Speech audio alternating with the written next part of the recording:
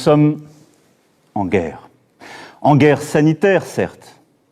Nous ne luttons ni contre une armée, ni contre une autre nation.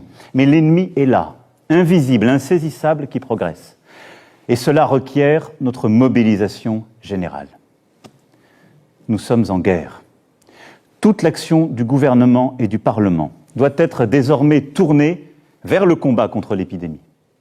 De jour comme de nuit, rien ne doit nous en divertir.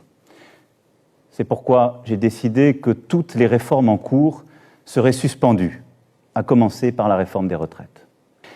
Dès demain, midi, et pour 15 jours au moins, nos déplacements seront très fortement réduits.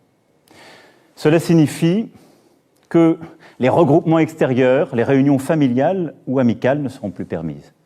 Se promener, retrouver ses amis dans le parc, dans la rue, ne sera plus possible. Seuls doivent demeurer les trajets nécessaires.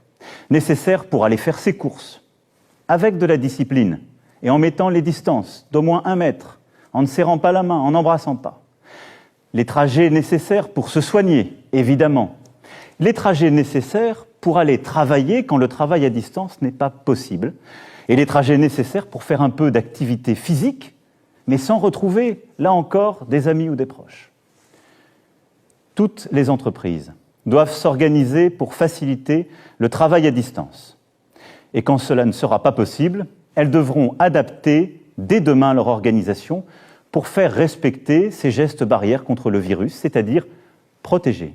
Toute infraction à ces règles sera sanctionnée. Nous gagnerons.